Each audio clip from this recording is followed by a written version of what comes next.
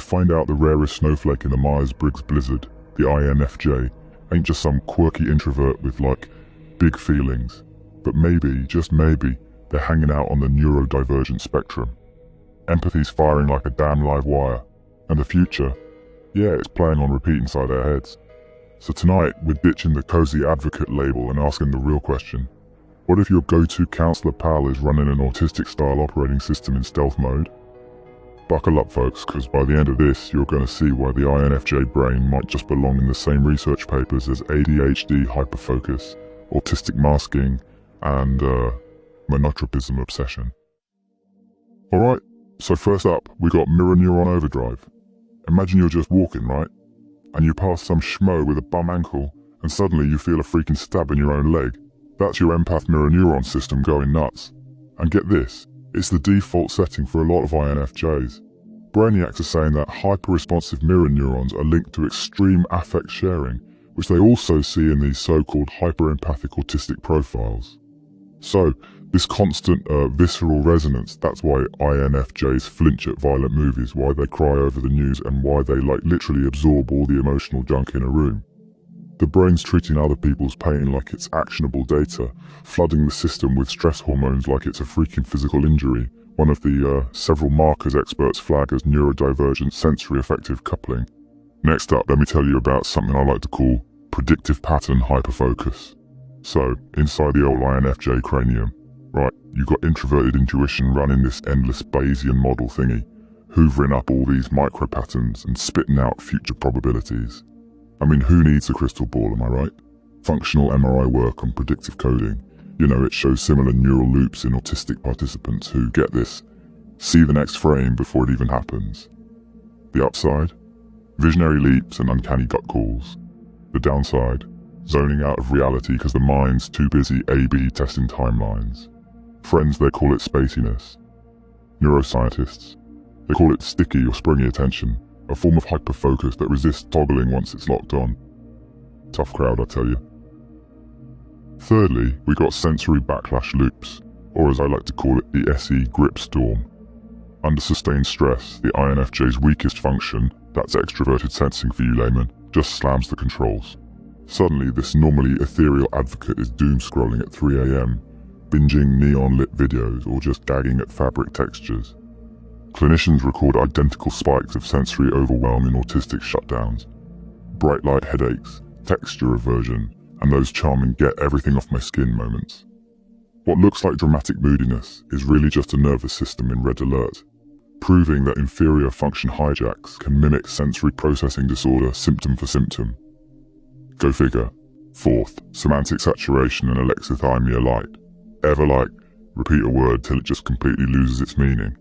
INFJs, they'll tell you sometimes their entire feelings just poof, lose their labels after these marathon empathy gigs. And get this, neurolinguistic studies link alexithymia, that's a difficulty naming your own internal hoo-ha, to overload in language hubs like the inferior frontal gyrus. So when an INFJ's like, I know something's off, but I can't put my finger on it, they ain't just being coy, their verbal cortex has literally blown a fuse. Researchers, they've seen similar semantic fatigue in autistic folks, which suggests a shared bottleneck where emotion and language are both just waiting in line for the same neural bandwidth. Alright, fifthly, dream world scripting, see? Night, that's the INFJ's private R&D lab. Large-scale surveys, they reveal that intuitive types, they don't just recall dreams more vividly, but they mine them for metaphors and solutions at higher rates than sensors. You combine that with a pattern-hungry NI, and you get morning journal pages that read like storyboard pictures. This REM phase data digging, it's a bona fide divergent workflow, problem-solving outsourced to the subconscious, then handed to waking consciousness as a eureka montage few colleagues ever see coming. Sixthly, mimetic masking. So, an INFJ, they can walk into a boardroom, right? And, get this, in 30 seconds flat, they're morphing their speech, their jokes, even how they stand to match whoever's calling the shots. Autism researchers, they call this camouflaging or masking. It's a social survival thing, you know, swaps being real for getting a nod. But, long term, forget about it. You're looking at burnout, feeling like you're not even yourself. and this constant nagging question of who am I when nobody's looking. The comparison's so spot on that now some psychologists, they're screening these high empathy chameleons for autistic traits, citing like the exact same tiredness and identity crisis down the line. Seventhly, the old empathic burnout cycle. So, doctors treat adrenal fatigue in first responders, right? Well, INFJs can reach the same cortisol crash just by being everyone's emotional first aid station. I mean, come on. Psychiatrist Judith Orloff, she documents how unfiltered empathic load keeps the sympathetic nervous system on permanent standby, heart rate up, digestion down, resilience tanking. It's a physiologic echo of caregiver burnout observed in autistic hyperempaths, confirming that compassion has a metabolic price when mirror neurons never sleep. What a world, huh? Eighthly, monotropic passion tunnels. So you ever meet one of these INFJs in mission mode? Novels getting drafted in 30-day sprints, social justice projects run on like 3 hours of sleep, rabbit holes so deep Google sends snacks. Autism scholars call this monotropism, the mind's tendency to spotlight one or two consuming interests while the rest of life fades to grayscale. But get this, far from pathology, these passion tunnels breed expertise and, in many cases, social change. But they also mean burnout when the tunnel collapses, or external demands yank attention sideways. Ain't that a kick in the head? Alright, ninthly, we got context-splitting communication, or as I like to call it, the double empathy echo.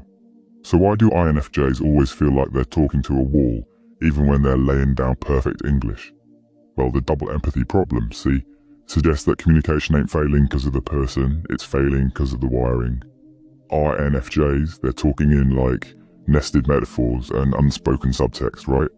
And the neurotypical crowd, they're missing like 40% of the joke, labeling the speaker mystical or cryptic. Likewise, when INFJs meet someone who says what they mean, they're construing frankness as hostility.